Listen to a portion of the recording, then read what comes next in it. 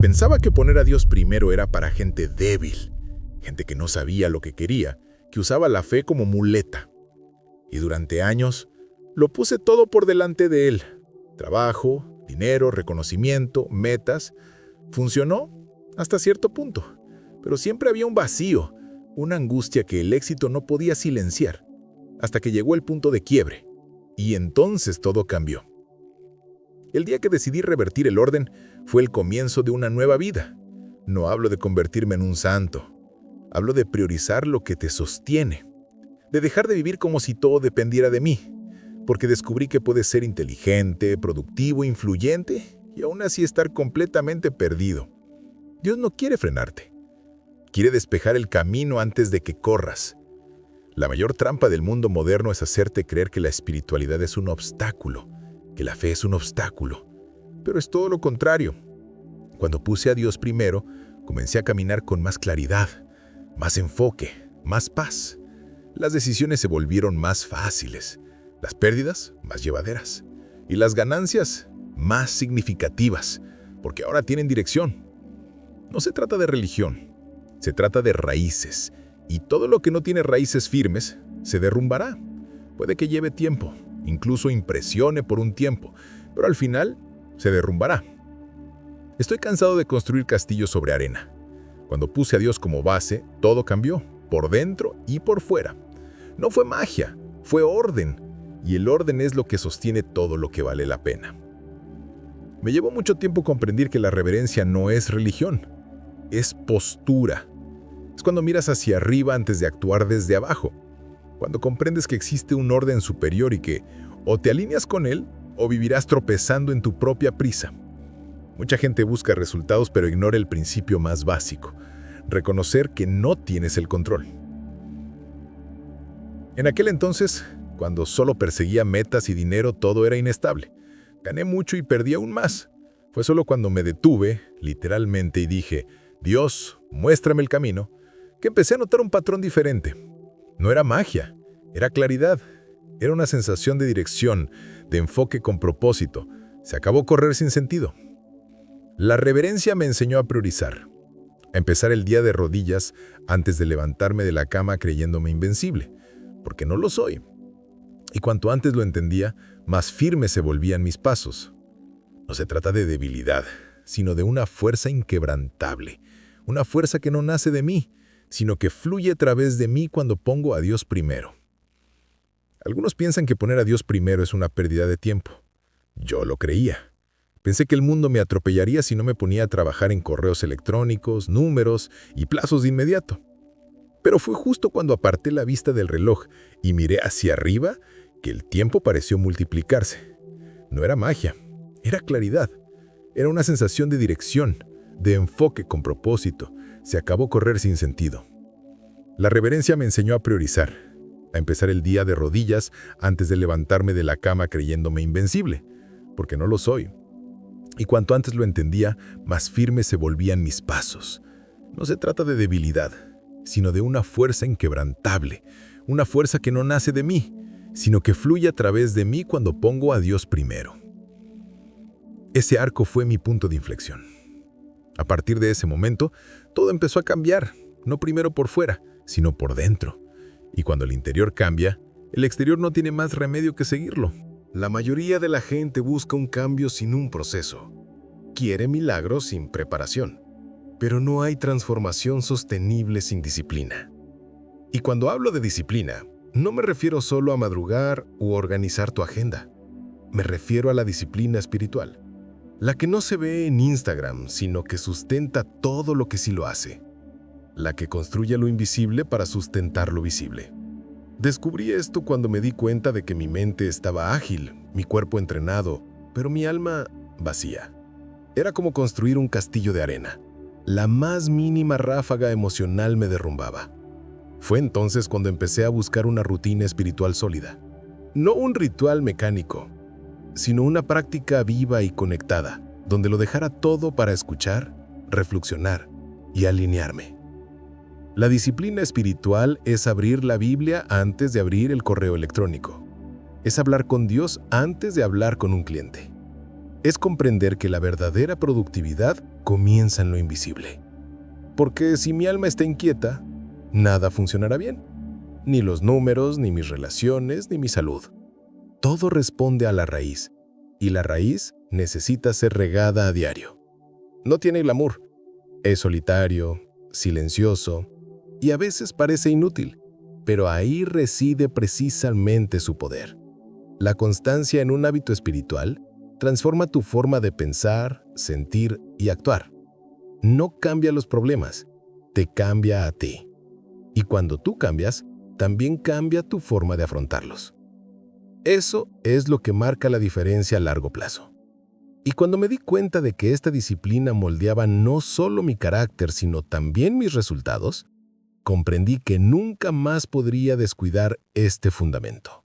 Porque todo lo que es sólido por fuera comenzó siendo sagrado por dentro. Durante años, dije que Dios era mi prioridad, pero en la práctica, era el último en la lista. Primero venía el café, luego los números, los compromisos, los planes y, si quedaba tiempo, una breve oración antes de dormir. Solo cuando invertí este orden, todo empezó a tener sentido. Priorizar a Dios antes que el trabajo no se trata de religión, sino de inteligencia espiritual. Empezar el día con Dios es una especie de alineación que cambia el curso de las decisiones.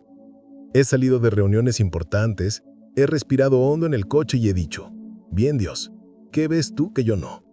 Y curiosamente, todo encajó después. Las intuiciones llegaron, las respuestas aparecieron, no por arte de magia, sino porque mi mente estaba clara, sensible y en sintonía. La gran ilusión del mundo moderno es que hay que apresurarse para mantenerse a la vanguardia. Pero apresurarse sin rumbo es solo agotamiento disfrazado de productividad. Cuando pongo a Dios primero, no me apresuro. Camino con paso firme. Y eso lo cambia todo. Porque a veces lo que llamas prisa es solo miedo. Y lo que llamas concentración es solo ansiedad. Dios no es un plus al final. Él es el comienzo del camino. Él es quien te muestra si este camino vale la pena antes de que malgastes energía intentando forzar una puerta. Me he embarcado en proyectos brillantes en teoría, que en el fondo eran deliberadamente defectuosos. Y solo me di cuenta de esto porque, antes de empezar, pedí orientación, no justificación después del error. Hoy, mi plan de acción comienza con una pausa. Antes de abrir mi portátil, abro mi corazón. Antes de decidir el camino, decido escuchar. Porque si Dios no está al principio del camino, de nada sirve invocarlo en medio de la tormenta. Hubo una etapa en la que ganar dinero se convirtió casi en una obsesión. Era una meta tras otra, una hoja de cálculo tras otra. E incluso funcionaba, financieramente hablando. Pero por dentro, empecé a sentirme cada vez más vacío. Fue entonces cuando me di cuenta de que la riqueza, en sí misma, es un poder neutral. Solo cobra sentido cuando se conecta con un propósito que proviene de algo más grande que el euro. Ganar dinero es fácil cuando aprendes los principios, pero usar ese dinero para algo verdaderamente transformador es raro. He conocido a multimillonarios completamente perdidos, y también he visto gente sencilla, con pocos recursos, viviendo con una nobleza de alma que faltaba en los directores ejecutivos que volaban en jets privados. El problema nunca fue en dinero, fue la falta de un ¿para qué? Cuando puse a Dios en el centro de mis decisiones financieras, todo cambió. No fue un cambio en cuánto ganaba, sino en lo que llegó a significar. Dejé de gastar para impresionar y comencé a invertir para tener un impacto. Dejé de acumular para mí y comencé a construir con otros. Fue entonces cuando la abundancia adquirió un nuevo sabor, el de la misión.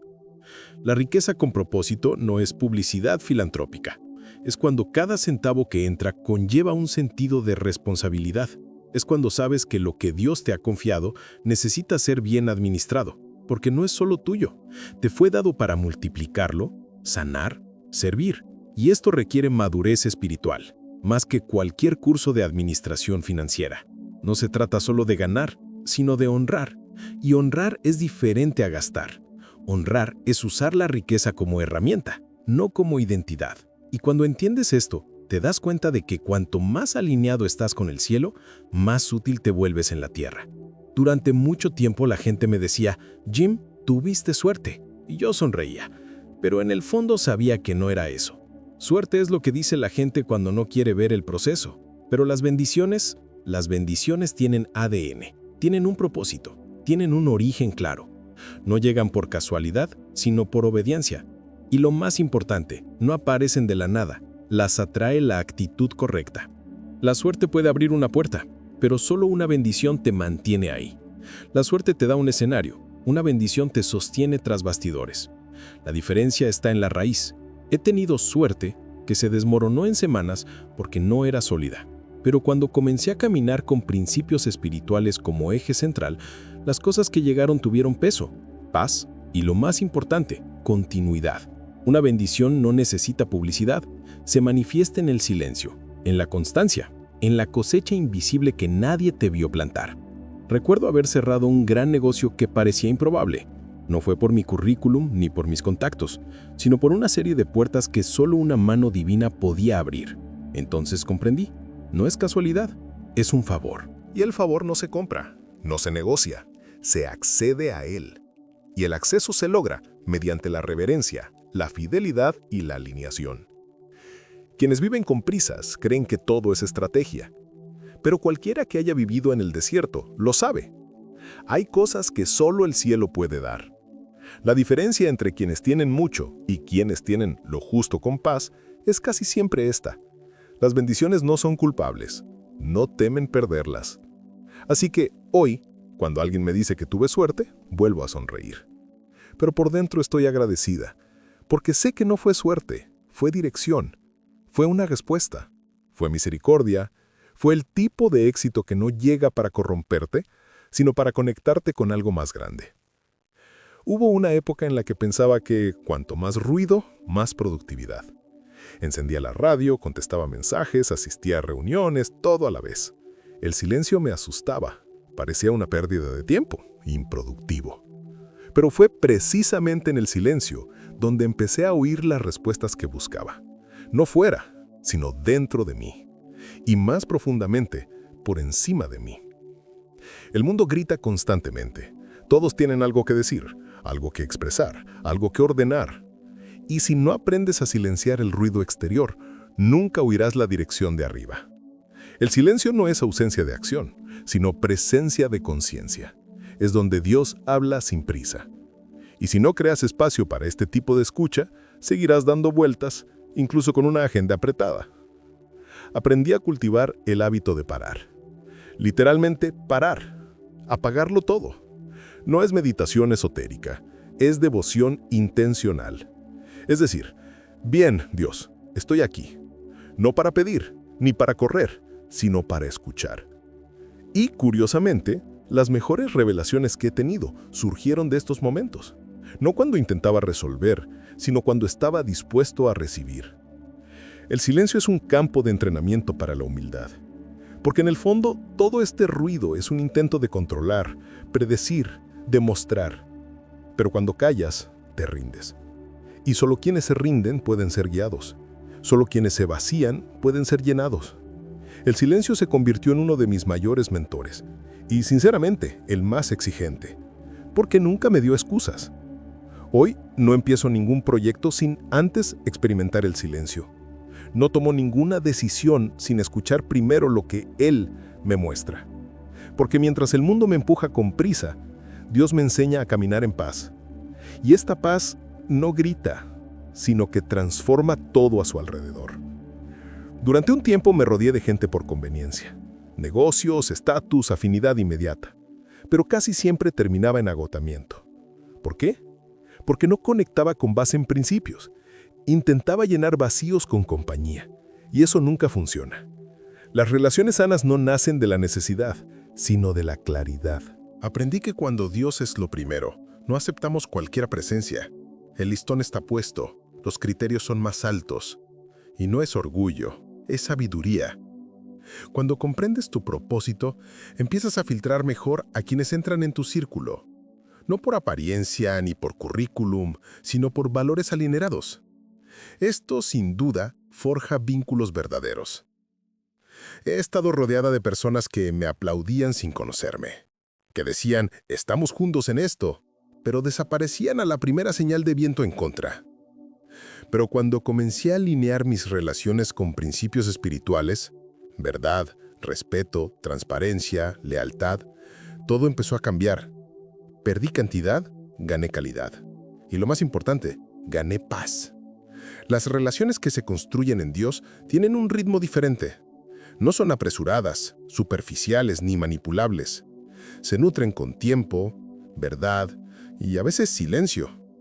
Y esto requiere madurez, porque la necesidad siempre exige inmediatez, mientras que los principios exigen proceso.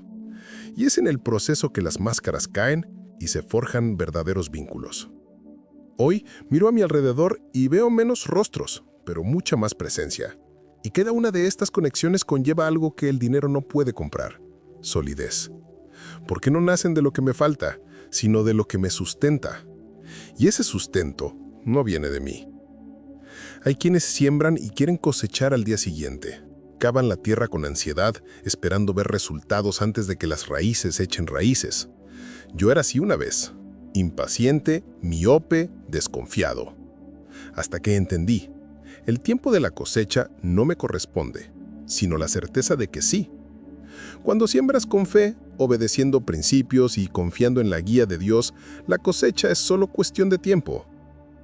La fe me enseñó a trabajar en silencio, sin público, a seguir sembrando incluso cuando el cielo estaba nublado, porque el agricultor no duda de la semilla, sabe que lloverá. Y necesitaba aprender a actuar así en la vida. No se trata de sembrar y esperar de brazos cruzados. Se trata de sembrar y seguir cuidando la cosecha incluso cuando no hay señales de brotar. Esto es fe con acción. La cosecha no llega a quienes hacen ruido, llega a quienes perseveran, a quienes siguen haciendo lo correcto incluso cuando nadie los ve. He sembrado actitudes correctas que solo dieron fruto años después, en el momento oportuno, con las personas adecuadas, en el lugar oportuno. Y cuando el fruto llegó, estaba maduro. Llegó con un propósito, no con prisa. A Dios no le impresiona el desempeño, responde a los principios. Y los principios nunca fallan. Lo que siembras, tarde o temprano regresa. Pero cuando siembras con fe, lo que regresa no es solo un resultado, sino una transformación. No es solo un retorno, sino un testimonio. Y nadie puede arrebatarte esta cosecha porque fue regada con lágrimas, silencio y constancia. Así que, si estás sembrando hoy y nadie te ve, sigue adelante. Si la tierra parece dura, sigue adelante. Porque la cosecha puede tardar un poco, pero es inevitable para quienes siembran con fe y no se rinden a mitad del proceso. Si hay una frase que llevo conmigo hasta el día de hoy, es esta: la cosecha es inevitable para quienes siembran con fe. Escríbelo, guárdalo, vive según Él, porque cuando Dios es el principio, el medio nunca te destruye y el final siempre te sorprende.